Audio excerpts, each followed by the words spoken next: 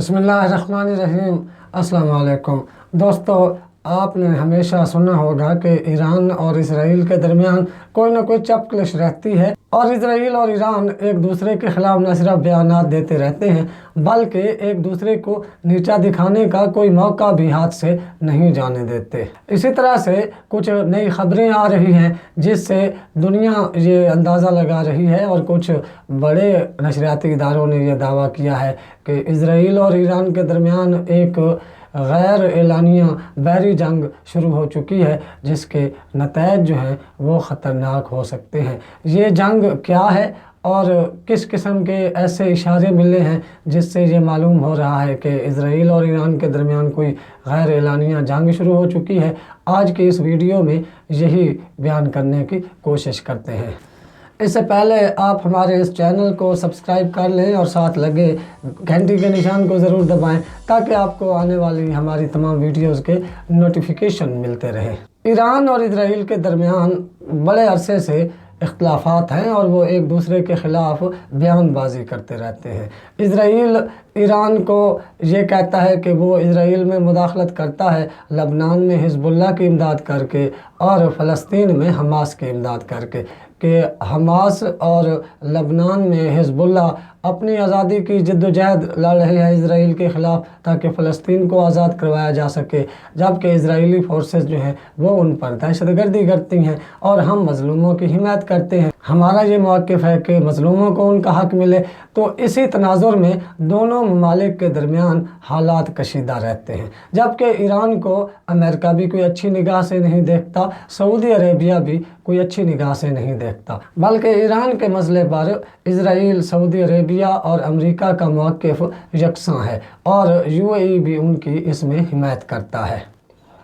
अब ये ख़बरें आ रही हैं कि इसराइल और ईरान के दरमियान एक गैर एलानिया बहरी जंग शुरू हो चुकी है जिसका किसी भी वक्त कोई बड़ा नुकसान हो सकता है। ये ख़बरें क्यों आ रही हैं? इसलिए कि इससे पहले ईरान के ऑयल टैंकर्स को बारहा इसराइल अपने समुद्री हदूद के करीब रोक लेता था जिससे ईरान को बहुत ज़्यादा नुकसान होता था और ईरान इस पर एहतजाज भी करता था, मगर वो ये कहते थे कि हम अपनी हिफाजत के लिए इन टैंकर्स को रोकते हैं और ये तसल्ली करते हैं कि इनमें कोई ऐसी चीज़ तो नहीं आ रही जो हमारे ख़िलाफ़ इस्तेमाल हो रही हो, यानी कोई असलहा या कोई दूसरी इमदाद जो फ़लस्तीनियों को पहुँचती हो या हिज़्बुल्लाह को जो इसराइल के ख़िलाफ़ इस्तेमाल हो सकती हो।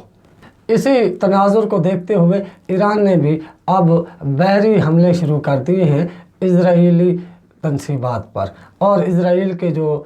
कंटेनर जहाज़ आते हैं उन पर ईरान मिसाइल मार देता है, हमला कर देता है जिससे उनका नुकसान भी होता है और उन्हें भी वैसे ही भारी नुकसान उठाना पड़ता है जैसे कि उनके हमले की वजह से ईरान उठाता है। अब चंद दिन पहले एक इजरायली कंटेनर शिप जो कि तंजानिया से भारत को जा रही थी, इसराइल ने यह दावा किया है कि उस शिप पर ईरान ने एक मिसाइल हमला किया है जिससे उस शिप को बहुत ज़्यादा नुकसान हुआ है, मगर उस शिप ने अपना सफ़र जारी रखा और वो फिर भारत में अपनी मंजिल मकसूद तक पहुंच गई। ईरानी ज़राए ने अभी इस पर कोई तबसरा नहीं किया, मगर इसराइल ने यह कहा है कि इजरायली इंटेलिजेंस इदारे इस पर तहकीकात कर रहे हैं और कभी इम्कान है कि ये मिसाइल हमला ईरान ने किया है और अगर ईरान ने ऐसा किया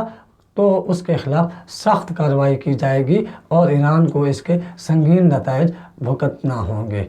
अब इसराइल और ईरान के दरमियान ये जो नई बयानबाजी शुरू हुई है और अगर वाकई इजरायली शिप पर हमला ईरान ने किया है तो इससे खित्ते में एक नई जंग का ख़तरा पैदा हो रहा है और इसराइल और ईरान के दरमियान ये अगर जंग हुई तो इसमें सऊदी अरेबिया, अमेरिका और यूएई भी कूद पड़ेंगे और पाकिस्तान को भी यकीनन अपनी हिफाजत के लिए कोई ना कोई साइड लेना होगी। हालांकि अभी तक पाकिस्तान का ये मौक़िफ़ रहा है कि ईरान और सऊदी अरब के दरमियान भी मामलात बातचीत से हल किए जाएं और अमेरिका और ईरान के मामलात भी बातचीत से हल होने चाहिए, क्योंकि जंग किसी भी मसले का کوئی حل نہیں ہے اور آخر بات چیت کرنا پڑتی ہے، مگر اگر اسرائیل اور ایران کے درمیان جنگ شروع ہو گئی جو غیر اعلانیہ ہے، اعلانیہ ہو گئی، تو اس کا نقصان خطے کے ممالک کو اور خطے کے امن کو بہت زیادہ ہوگا، اور ایسا بھی ہو سکتا ہے کہ یہ تیسری جنگ عظیم کا پیش خیمہ بھی ثابت ہو جائے۔ اب تک کے لیے اتنا ہی۔ آپ اپنے گھر والوں دوستوں کا خیال رکھیے گا، اس چینل کا بھی۔ اللہ حافظ۔